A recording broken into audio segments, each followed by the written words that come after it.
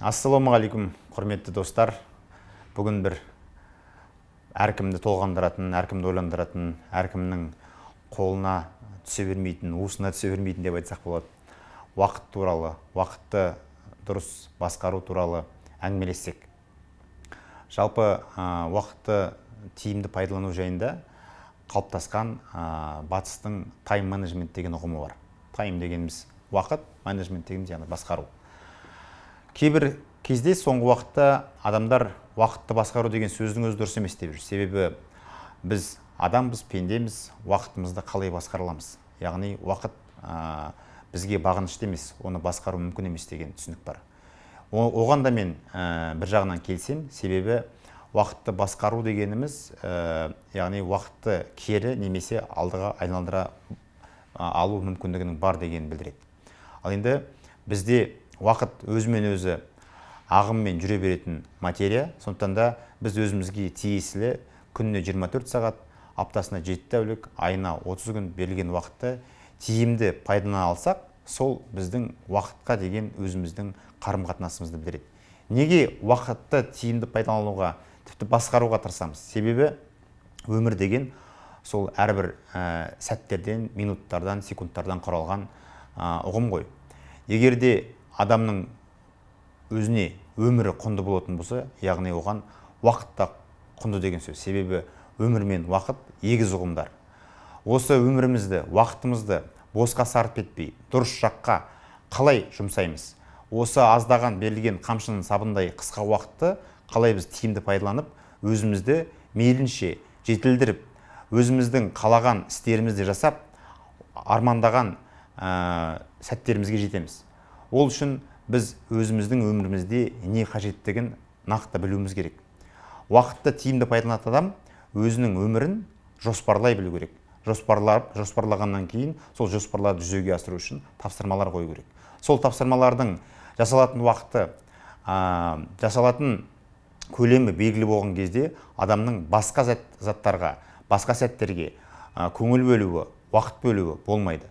Өзінің нақты қойған алдындағы талаптары мен өзіне қойған тапсырмаларын орындау үшін өзінің нақты уақытын сарп етеді.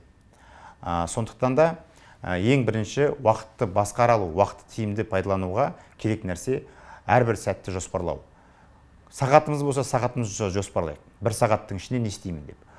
Аптаны жоспарлайық, айды жоспарлайық, жылды жоспарлайық. Яғни нақты жоспарыңыз болған кезде, нақты жоспарларыңызға сай өмір сүрген кезде уақытыңыз зая кетпейді. Содан кейінгі тағы да бір айтатын нәрсе, уақыт дегеніміз құнды материя екені туралы айтып өттік. Яғни бұл құндылық. Құндылықты күшейту үшін бізге сол құндылықтарды дамытатын, мықты ұстап тұратын принциптер керек. Яғни уақыты құнды адам өзіне принцип қою керек. Ешқандай жерге кешікпеу керек. Себебі кешігіп барған адам өзінің уақытын дұрыс пайдаланамады.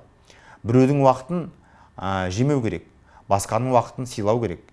Өзіміздің уақытымыз бағалы болғаннан кейін мейлінше қолымыздан келгенше оны үнемді жұмсауымыз керек. Осы нәрсені түсінген кезде, осы принциптерді қолға алған кезде уақытты пайдалану да дұрыс болады. Себебі уақыттың қадірін білмейтін адам өзінің әрбір сәтін, әрбір минутын, сағатын әлеуметтік желілерге, теледидар көруге, немесе басқа да өзіне де басқаға да қоғамға да пайдасы жоқ заттарға жұмсап жіберуі мүмкін. Содан кейінгі уақытты дұрыс пайдаланудағы маңызды нәрсе адамның мақсаттарына, армандарына сай әртүрлі тапсырмалар болады. Біреу үлкен болады, біреу кіші болады. Үлкен тапсырмалар мен кіші тапсырмалардың ара жігін ажыратып, үлкен тапсырмаларды пілдерге ұқсатып, кіші тапсырмаларды бақаларға ұқсатуға болады. Бақаны таңертеңгі асқа жеп қою керек. Яғни кішкентай бізге өзімізге ұнамайтын тапсырмаларды алдымен бітіріп тастасақ, онда біз үлкен тапсырмаларға кең уақыт бөлуіміз мүмкін. Үлкен тапсырманы бір күнде тауысам деп те ұмтылуға болмайды. Себебі кейбір тапсырмалар бірнеше күндік, апталық, немесе айлық болуы мүмкін, немесе жылдық тапсырмалар болуы мүмкін. Ол тапсырмаларды біртіндеп нақты бөліктерге бөліп орындаған жөн. Осы нәрселерді тайм менеджменттің тілінде піл мен бақаның кейсі деп атайды. Бұл жөнінде қосымша интернеттен қарап көрсеңіздер болады. Бұл жөнінде көп адам біледі деп ойлаймын. Осы нәрсені қолға алыңыз. Содан кейінгі тапсырмаларыңызбен өзіңіздің істейтін істеріңіздің ішіндегі қайсының маңызды, қайсының сізге қажет екендігін ұғатын сәттер бар. Эйзенхаузердің матрицасы бар, яғни ақш-тың президенті болған Эйзенхаузер өзінің істерін шұғыл және маңызды деп екі топқа бөлген. Яғни шұғыл маңызды істер болады, шұғыл бірақ маңызды емес істер болады, маңызды емес шұғыл, соңын кейін маңызды емес шұғыл емес істер болады. Осы төрт топқа бөлген кезде шұғыл емес, маңызды емес істерден толық айырылу керек. Себебі бұл сізге қажет жоқ істер.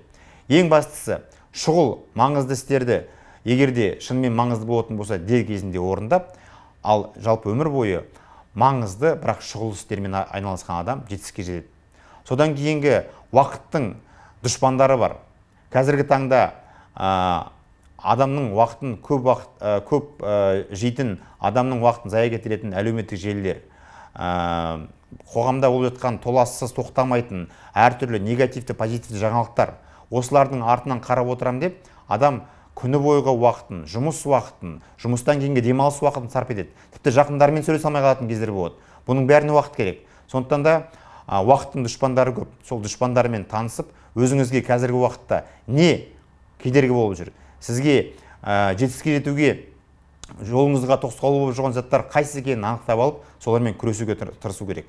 Ол әрине дұшпандарды анықтап алғаннан кейін ол дұшпандарды бір күнде алып тастау өте қиын. Оларды өміріңізден біртіндеп алуға біраз уақыт керек. Бір күнде Мәскеу тұрылған жоқ.